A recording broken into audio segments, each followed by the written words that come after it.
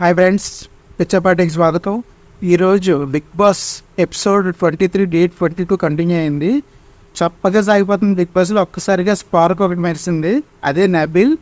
ఇప్పుడు దాకా నబీల్ అసలు ఇప్పుడు దాకా ఆడిన గేమ్ ఒకలా ఉంది, ఇవాళ ఆడిన గేమ్ ఒకలా ఉంది. అంటే తను మాట్లాడిన విధానం అసలు మైండ్ బ్లోయింగ్ అనమాట.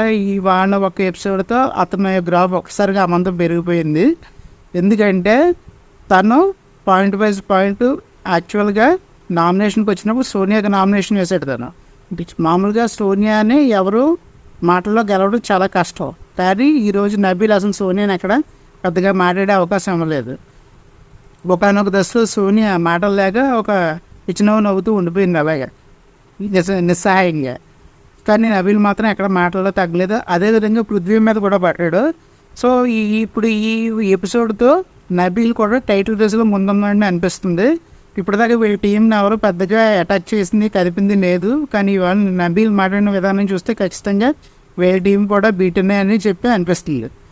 అండ్ నెక్స్ట్ వచ్చి యష్మి దెబ్బ మణికంఠ అప్ప. ఎందుకంటే యష్మి ఆల్రెడీ చెప్పింది, మణికంఠ నువ్వు వచ్చినప్పుడల్లా నేను నామినేట్ చేస్తానని చెప్పి. సో అలాగే తనకి ఇవాళ నామినేట్ చేసింది. ఆ విషయం డైరెక్ట్గా అయితే చెప్పలేదు, నువ్వు టాస్క్ పరంగా వీక్ అని చెప్పింది.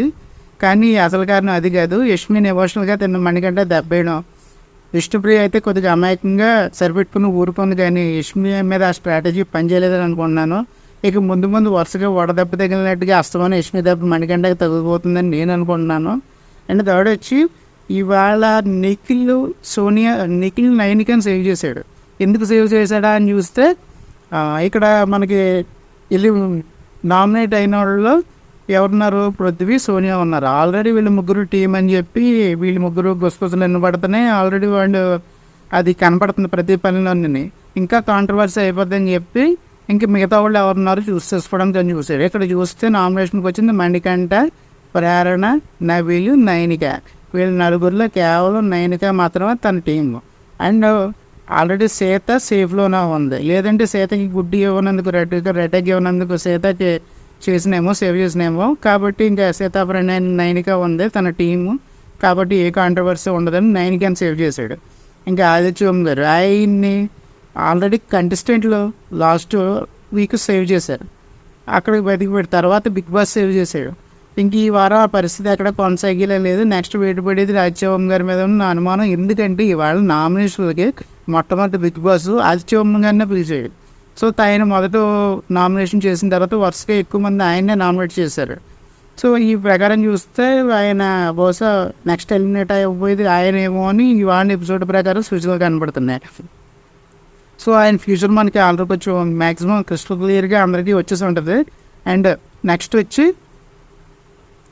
పృథ్వీ, సోనియా అండ్ నిఖిల్ వీళ్ళు ముగ్గురు ఉన్నారు. వీళ్ళు ఎప్పుడు కూడా పృథ్వీ ఆల్రెడీ చీఫ్ కాబట్టి తనకి అంత నామినేషన్ చేసి ఇది లేదు, తన సేవ్లోనే ఉన్నాడు. ఇక్కడ నిఖిల్ చీఫ్ కాబట్టి తన నామినేషన్ వేసి లేదు, సేవ్లోనే ఉన్నాడు. ఇంకా పృథ్వీ